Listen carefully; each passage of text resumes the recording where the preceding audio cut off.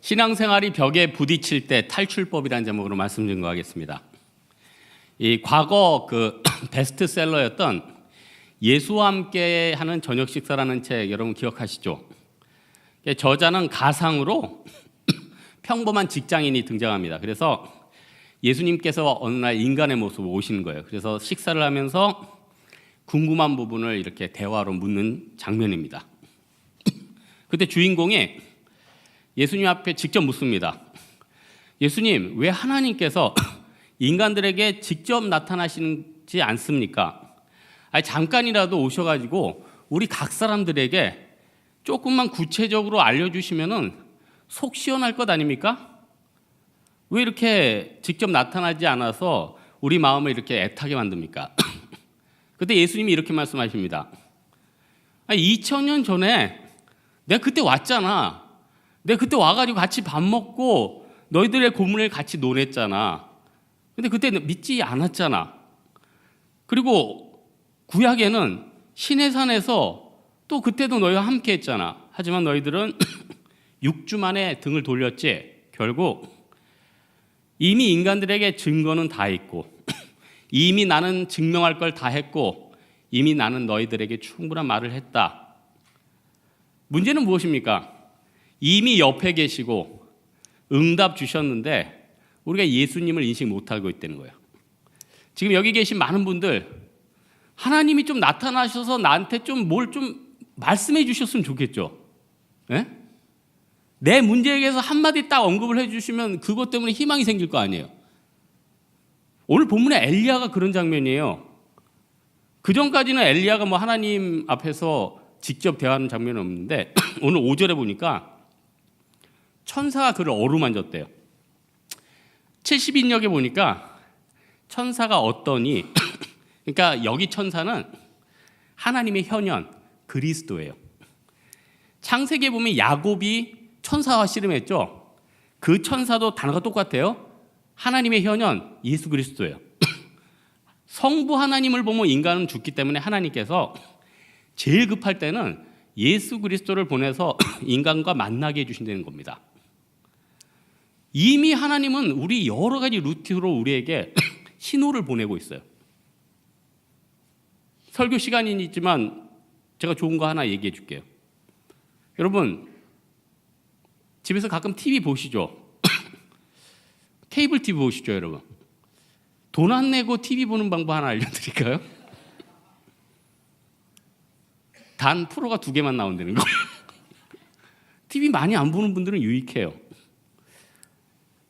제가 예전에 케이블 TV를 많이 안 보는데 케이블 방송 돈 내는 게 좀 아깝더라고.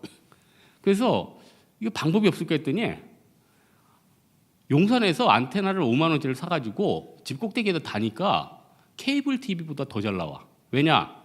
케이블 TV는 남산에서 받은 걸 또 재송출하는 거잖아요. 남산에서 바로 쏘니까 화질이 UDF 무슨 체질 너무 깨끗한 거야. 대신 채널 2개만 봐야 됩니다. 근데 여러분 잘 생각해 보세요. 남산에서 케이블을 쏘는지 안 쏘는지 어떻게 알아요? TV가 나오는 걸 보고 알죠. 마찬가지로 하나님께서 살아계시는지 안 살아계시는지 내 삶을 돌보는지 팽개치고 있는지 내 삶 가운데 알 수가 있어요. 내가 신앙생활 제대로 하고 기도하고 그러면 하나님이 역사하는 거예요. 하지만요 오늘 엘리야 보면은 안테나를 수건으로 가려놨나 봐요.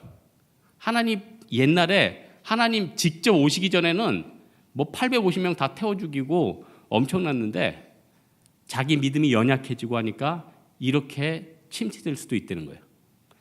혹시라도 이 중에 내 신앙의 벽에 부딪힌 사람들 오늘 본문 엘리야를 통해서 좀 극복했으면 좋겠는데 첫 번째는 엘리야가 부딪힌 가장 큰 문제가 뭐냐면 한 명의 원수예요. 누구죠? 이세벨. 남편 아합 통해서 충분히 영향력을 끼칠 수 있었어요. 하지만 옛날에 엘리야는 850명 물리치던 사람 아니에요? 근데 지금은 한 명이 부담스러운 거예요. 왜? 안테나가 안 비치니까. 하나님 앞에 못 받으니까 옛날에는 하나님 앞에 쭉쭉 받을 때는 채널 막 수백 개씩 나왔거든요. 하나님 앞에서 의심의 수건이 씌어지니까 한 명이 두렵는 거예요. 내가 신앙생활이 약해지면요, 여러분 한 명 때문에 직장생활 하기 싫어져요. 한 명의 인간관계 때문에 진짜 힘들어요. 여러분 우리 인생이 풀리는 게요, 수백 명 때문에 풀리는 거 아니에요. 한 명 어떤 사람과 만나느냐에 따라서 여러분 인생은 쪼개지기도 하고 풀리기도 하고 변화되기도 합니다. 제가 금주에 그 중국의 그 최대 인터넷 상거래 알리바바 그 마윈에 대한 전기를 읽었거든요. 근데 그 기사랑은 조금 다른 내용이 있더라고요. 뭐 기사에는 보니까 뭐 북경에서 이렇게 프리젠테이션 하는데 얼마 투자해줘 그러니까 뭐 마윈이 뭐 한 20억 투자해 주십시오. 아유 20억까지는 안 돼. 200억 투자해 주겠네. 이래가지고 그게 기사에 났던데 원래는 그게 아니더라고요. 처음에 북경에 가서 프리젠테이션 할 때는 손정희 회장이 투자한다고 그러니까 자기 이미 골드만삭스인지 어디서 받았다고 필요 없다고 그랬어요. 그리고 어느 날 이제 손정희 씨가 일본으로 오라고 그랬어요. 그러니 이렇게 제의를 해요. 3천만 달러를 줄 테니까 지분을 30% 달라. 마윈이 생각에 잠겼어요. 어느 정도 돈은 있어요. 그러나 3천만 달러를 가져와서 지분을 30%를 준다는 거는 자기 회사 3분의 1을 주는 거 아니에요. 5분인가 7분인가 시간이 잠겼대요. 결국 오케이 했어요. 결국 승자가 누굽니까? 마윈이 아니라 손정희예요. 손정희가 마윈을 잘 만나서 지금 알리바바 주식의 3분의 1을 손정희가 지금 갖고 있는 형세가 됐어요. 그러니까 뭐 300억 던지고 지금 몇십조 끌고 있죠? 그러니까 여러분 잘 보세요. 이 세상은요, 한 명이 인생 풀리기도 하고 갑가을이 수시로 바뀌어요. 야곱 보세요. 평생 형 때문에 골치 썩었죠. 또 누구 때문에 골치 썩었죠? 14년 동안은 라반 때문에. 잘 생각해 보세요. 야곱은 라반이나 에서 때문에 평생 골치를 썩었다고 생각하지만 결국 진짜 싸움은요, 하나님과의 싸움이에요. 장자권 획득에 대한 욕심, 많은 양과 염소의 소유권, 라헬과 레아의 사랑과 전쟁, 뭐 여러 가지들. 진짜 싸움은요, 여러분, 여러분 김 부장이나 뭐 친구 아름이나 뭐 이런 애들과의 싸움이 아니에요. 여러분 과의 성질 나쁜 애 때문에 문제가 아니에요. 우리의 싸움은요, 하나님과 내 자아의 싸움이에요. 내가 내 신앙을 하나님 앞에 어떻게 내려두느냐, 이거의 싸움이 되는 거예요. 세상을 섬기느냐, 하나님을 섬기느냐. 하나님이 엘리야에게 이런 얘기를 해요. 19장 18절 뒤에 보니까 너를 도울 이스라엘에 7,000명을 남기겠다. 여러분 근데 신기해요. 다음 장 20장에 보면은 아합과 아람이 전쟁을 하는데 이스라엘 백성들을 모았어요. 근데 그 수가 7,000명이었어요. 이 말은 무슨 말이냐? 7,000명이 너를 위해서 7,000명을 남겨줬다. 이것도 해석이 되지만 당시에 7,000명은 이스라엘의 모든 전투 가능한 군인일 수가 있는 거예요. 그러니까 하나님이 너와 함께 하면은 주변 모든 사람들이 네 편이 된다는 엄청난 제 인사이트란 말이에요. 이거 진짜 놀라지 않네. 어젯밤에 이거 박수까지 칠 필요 없고 하나님이 허락하면요, 우리 진짜로 모든 어려움에서도 우리 뚫고 일어날 수 있습니다. 여러분 아무리 여러분 회사에서 김 부장님이 여러분을 핍박을 해도 하나님이 여러분을 위하시면요, 김 부장님이 명태명단 들어가 있고 여러분을 흥하는 거예요. 그래서 진시황이 중국을 다스릴 때 누가 신경 쓰였냐면 상인들이 그렇게 신경 쓰였대. 중국 상인들이 진짜 이게 내가 진짜 북경에서 이렇게 옛날에 짝퉁 물건 사고 이렇게 거래를 하는데 정말 이 사람들은 피가 그냥 상인 피예요. 내가 가짜 볼펜을 진짜 싸게 깎았어요. 그래서 10개를 줬어요.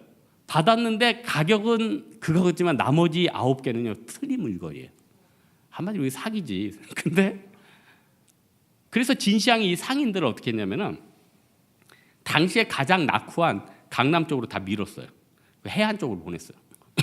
놀라운 일이 생겼어요. 몇 년 지나니까 강남이 막 살기 시작하는 거예요.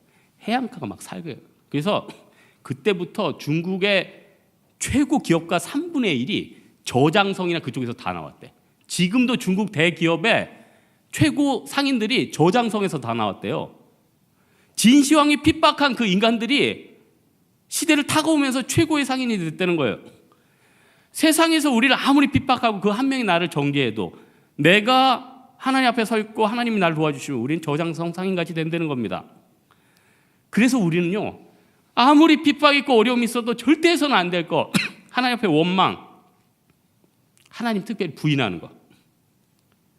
오늘 엘리야가 4절에 보니까 스스로 광야로 들어가서 로뎀 나무 아래에서 죽기를 구했대요. 옛날에 850명하고 붙을 때는 그때는 진짜 죽고 싶었어요. 신앙이 약해지니까 살고 싶어져요. 우리 신앙 똑같아요. 내가 일사각오의 신앙이 있으면 직장이든 교회든 무섭지 않아요. 내가 연약해지면요, 세상이 두렵고 그 한 사람이 무섭고요. 또 하나, 하나님 믿고 살아계신 거야 의심이 돼요. 내가 뭐 신우회 갔더니 그 찬양을 한번 물었어요. 하나님 한 번도 나를 실망시킨 적 없으시고, 신문사였는데 신우회가 끝나고 한 자매가 나와서 목사님, 저는 이 찬양을 도저히 인정할 수 없습니다. 뭐 제가 언제 인정해달랬어요? 근데 자기는 하나님 앞에 너무너무 실망을 많이 했다는 거예요. 어떻게 가사가 하나님 한 번도 나를 실망시킨 적 없으시고. 엘리야가 지금 이 모습 아니에요? 하나님이요, 이 중에 혹시 능력 주고 앞으로 잘 나갈 사람이 있을지 몰라요. 지금 잘 나갈 수 있는 사람이 있어요. 한 번쯤은 뺏어가시더라고요. 한 번쯤은. 삼손에게도 뺏어가고요, 엘리야에게도 뺏어가고요. 뺏어간 다음에 보는 거예요. 진짜 큰 사람만 될 놈인가 안 될 놈인가. 대표적인 게 욥이에요. 욥이 어떤 사람이었어요? 동방의 트럼프였어요. 동방의 부자였다. 동방이 트럼프였다니까. 누가 또 인터넷에 또 그거 올려놨더라고요. 트럼프 빌딩을 한번 보라고. 60층짜리가 25개가 있더라고요. 미친놈이라고 그러면 안 됩니다. 대단하신 분이에요, 트럼프. 대단하신 분, 지금 미국 대통령이시죠. 근데 제가 예전에 한국의 크리스찬 부자라는 책을 인터뷰를 해서 하나 쓴 적이 있어요. 출판사에서 우리 한국의 크리스찬 부자들을 인터뷰해서 책을 하나 써달라고 그래서 인터뷰를 했는데 돈에서 완벽하게 자유된 사람들은 일반 사람들하고 시각이 다른 게 하나 있더라고. 신앙이 없는 사람들은요, 자기가 하나님이에요. 갑질하고 다녀요. 누구 한번 맞짱 뜨고 싶어요. 그런데요, 사명감 있는 사람은요, 고민해요. 이걸로 내가 하나님 앞에 어떻게 섬길지. 그게 사명감으로 연결되더라고요. 욥이 사실 자기 거 다 빼앗겼잖아요. 만약에 크리스찬 부자들이라도 있는 거 다 뺏기면은 그 중에 죽고 싶은 사람 태반일걸요? 하나님은 말은 믿는다고 하지만 자기가 의지하는 게요, 다들 있어요. 여기 직장 다니다가 잘리면은 죽고 싶은 사람 없을 것 같아요? 여러분 뭐 좀 가지고 있다가 그거 다 날아가면은 죽고 싶지 않을 것 같아요? 똑같아요. 평생 2번이나 3번쯤은요, 하나님 원망할 때가 와요.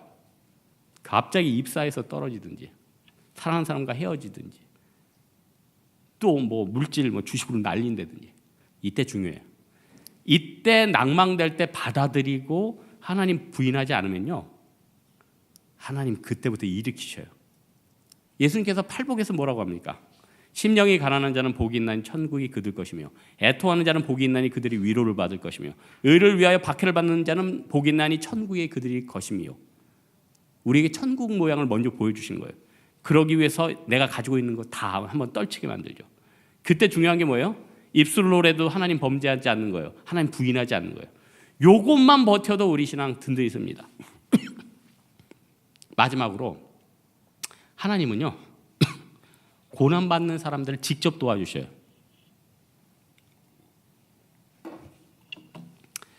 하나님이 엘리야에게 천사로 다가와 주셔요. 그리고 인간이 사실 기본적인 걸 세 가지 해주시네요. 재워요, 먹여요, 위로해요. 이거 사실 인간에게 지금 말하면 의식주예요. 여러분 세상에 어떤 사람은 그래요. 먹을 거 필요 없어요. 입을 거 하나도 필요 없어요. 왜 필요 없어요? 의식주 필요해요. 필요하다고요. 하나님이 이걸 무시하는 거 아니에요. 하나님은 이걸 아세요. 예수님도 우리에게 일용할 양식을 위해 구하랬어요. 그래서 영지주의자나 물질적인 걸 부인하고 세상에서 대책 없이 사는 건 건강한 신앙은 아닙니다. 내가 부자는 안 될지라도 그래도 책임감 있게 가족을 먹여 살리고 여러분 스스로도 풀칠하면서 살아가는 건 이 세상에서 우리가 주는 사명이라는 겁니다. 하나님이 엘리야를 회복시키려고 로뎀나무 아래에서 재웠어요. 제가 사진 봤는데 로뎀나무는 사실 나무라고 말하기는 힘들어요. 1m인데 그게 나무야? 예? 나무예요? 근데 워낙 사막이니까 부엘세바, 지금 이스라엘의 부엘세바는 지금 IT 쪽으로 다 바뀌었대요. 근데 거기 사막이거든요. 그러니까 사막에서는 풀 한 포기가 너무 귀중한 거예요. 그래서 하나님이 로뎀나무를 찾아서 그 그림자도 없을 것 같은 곳에서 푹 재웠대요. 엘리야가 그렇게 불안했는데 얼마나 잘 잤는지 천사가 와서, 예수님이 와서 엘리야야 깨우는 거예요. 저는 요즘 인생에 낙이 없는데 좀 그래도 하나님이 감사하게, 제가 요즘 강아지 한 마리 기르잖아요. 제가 진짜 너무 사랑해졌어요. 처음에는 얘가 강아지 공장에 와서 그런지 분리불안이 있어서 계속 물고 우리 친척 몇백만 원짜리 보청기 다 씹어먹고 뭐 거의 척키였죠, 척키. 근데 계속 사랑해주고 기도해주고 하니까 너무 이뻐져. 근데 너무 특이한 점을 하나 발견했어요. 저는 어렸을 때는 마당에서 많이 길렀거든요. 집 안에서 기르는 건 처음인데 집 안에서 크는 것하고 밖에서 크는 건 너무 큰 차이가 있어요. 집 안에 있는 애들은요, 야성이 없어. 그러니까 무슨 말이냐면 집 밖에 있는 애들은요, 제가 새벽에 가든 언제 나가든 개들은요 후각과 청각이 굉장히 예민해서 약간만 바스럭거려도 적이면 짖고 우군이면 꼬리를 살랑살랑 흔들어요. 근데 제가 굉장히 놀랐어요. 제가 새벽 예배를 나오는데 자고 있어요 그냥. 그래서 내가 좀 깨웠어요. 근데 저는 태어나서 한 번도 개를 직접 깨운 적이 없거든요. 근데 이제 감사한 게, 얘가 강아지 공장에서 태어나서 얼마나 사랑받고 평안하면은 개인데도 불구하고 남들이 깨워줄까? 이건 굉장히 절대적인 평안인 거예요. 엘리야도요, 하나님이 너무 못 자고 힘드니까 절대적인 평안을 주신 거예요. 그래서 오늘 보니까 한 번 재운 다음에 예수님께서 오셔서 깨웠어요. 먹을 거 줬어요. 그리고 또 잔이라고 있어요. 또 잤어요. 2번 재웠어요. 2번 재워가지고는 호렙산에 보내는 거죠. 40주 40야를 걸려서. 그 다음에 19장 9절에 보니까 다음 절, 오늘 본문 다음 절이죠. 내가 여기서 무엇을 하고 있느냐, 호렙산에서 이렇게 물어봐요. 여기서 무슨 말이죠? 레토릭이죠. 몰라서 묻는 게 아니에요. 너 이제 뭘 해야 되겠지? 그러면서 구체적으로 아람 왕 하세하이를 좀 세우고 예후를 이스라엘 왕으로 만들고 엘리사를 후계자로 세워라 하면서 직접 해야 될 일을 3가지 알려주세요. 여러분, 지금 직업이 없고 물질이 없고 맨날 적자가 어려운 사람 하나님 앞에 간절히 매달리면요, 하나님이 딱 사인 줘요. 너 지금 안 되는 게 그 물건은 지금 유행 지난 거다. 물건 바꿔라. 물건 바꿔줘요. 너 그 업은 접어야 돼. 요즘 누가 LP 판드니? 바꿔야 돼. 하나님이 다 알려주신다니까. 너 그 사람 포기해야 돼. 그 사람 아니야. 하나님 알려주세요. 너 그 회사 아니야. 하나님 다 알려주세요. 우리 예수님은 위로만 하시는 분이 아니라 직접 알려주시는 분입니다. 여러분 믿습니까? 이거 믿으면요, 영화 한 편을 보더라도 기도하면서 봐요. 영화 한 편을 봐도 기도하면 그 기도를 인도해 주시고, 볼 영화를 주관해 주시고, 먹을 음식도 주관해 주세요. 먹을 음식도. 오늘은 스파게티 아니야. 오늘은 다른 거 먹어야 돼. 왜 살아계신 하나님이 영주주의자처럼 나의 위에 물질계는 전혀 무시하고 내 관념 속으로만 떠도는 신앙님을 우리가 생각하는 겁니까? 그게 아니라는 거예요. 그래서 요한복음 9장에 보면은 소경된 자를 데려왔는데 이 바리새인들은, 이 바리새인이 아니라 제자들은 이 사람이 소경으로 난 것이 네 죄입니까? 지금 바디메오한테 상처 한번 더 주고 있어요. 지금 눈이 안 보여가지고 세상적인 절망이 있는데 이 사람의 죄 때문입니까? 아니면 이 사람의 부모의 죄 때문입니까? 그게 할 말입니까? 그때 예수님이 그러죠. 이 사람이나 그 부모가 죄를 범한 것이 아니라 그에게서 하나님이 하시는 일을 나타내고자 함이니라 하면서 레드선, 눈이 딱 떠졌다는 거예요. 레드선은 아니고 실로암에 가서 이제 눈이 팍 떠진 거죠. 완전히 변화된 거예요. 여러분, 하나님은 고난당하는 사람 절대로 방치하지 않습니다. 다 보고 계세요. 예의주시하고 계십니다. 하늘에서 보고 계세요. 보혜사 성령을 통해서 우리 함께 해주고 계세요. 그래서 우리가 할 수 있는 건 무엇입니까? 보혜사 성령을 통해서 계속 하나님 앞에 간구하는 거예요. 하나님 도와주십시오. 어디에 가야 됩니까? 하사엘을 만나야 됩니까? 엘리사를 만나야 됩니까? 어떻게 해야 됩니까? 하나님은 알려주시죠. 그리고는 힘도 주시죠. 먹을 것도 주시죠. 오늘 말씀의 결론을 맺겠습니다. 성도가 세상 살면서 심히 낙심될 때 있습니다. 다수의 사람이 아니라 그 한 사람이에요. 한 사람. 하나님이 처리해 주셔요. 내가 처리하겠다고 내일 가가지고 김 부장님 뒷머리 치면 여러분 큰일 납니다. 하나님이 처리해 주시는 거예요. 또 하나, 악한 마귀는 자꾸 그래요. 올 한 해 지냈는데 다음 달 말이야. 너 올 한 해 이루어진 거 하나도 없어. 하나님은 관념 속에 계신 분이야. 너 별로 안 도와줄 거야. 악한 마귀는 그래요. 그때 어떻게 해야 됩니까? 믿음으로 일어나야 돼요. 하나님 절대 입술로 부인하면 안 돼요. 오히려 감사 찬송을 해야 돼요. 그러면요, 하나님이 직접 도와주세요. 오늘 본문의 엘리야는 7,000명의 사람들이 뒤에서 있다. 그 7,000명이 뭐가 도움이 되겠습니까? 저 옛날에 고난당할 때 페이스북 친구 1,000명 넘었어요. 아무도. 그 인간도 아닌 건 아니고 뭐 별거 아니야. 믿음의 사람 몇 명이 중요하고 하나님이 중요하더라고요. 하나님이 나를 원하시니까 모든 여건이나 분위기는 바꿔주는 거고요. 하나님이 나를 위하시는데 뭐 고친 게 없는 거고요. 하나님이 축복하는데 이 축복을 막을 자가 없는 거예요. 그러니까요, 어느 날 쥐뿔도 없는데 자신감이 막 팽배해서 몸이 터져버릴 것 같아요. 여러분, 저 굉장히 자신감 있어 보이죠? 저 쥐뿔도 없는 사람인데 매일매일 미치겠어요. 자신감이 충만해서. 여러분이 다 저를 대적했으면 좋겠어. 진짜요. 이 자신감. 나 그래서 이게, 여러분, 제가 지금 뻥이 아니에요. 날마다 이 자신감이 팽배해서 이러다가 뭐 인터넷으로 막 사람들 막 궁금하면 어떡하지? 갑자기. 옛날에 하도 많이 해서 괜찮아요. 저 페이스북 폐정했으니까. 하나님이 나를 위하시면은 전 세계가 나를 대적해도 안 되더라고. 이거 굉장히 중요한 신앙입니다. 우리 신앙생활의 벽에 부딪힌 분 계십니까? 한 명이 큰 원수보다 하나님과의 관계가 중요합니다. 낭망하지 마십시오. 하나님 도와주실 것입니다. 이 믿음 가지고 나아가는 여러분 되기를 주님의 이름으로 축원합니다. 우리 일어나서 한번 찬양할까요?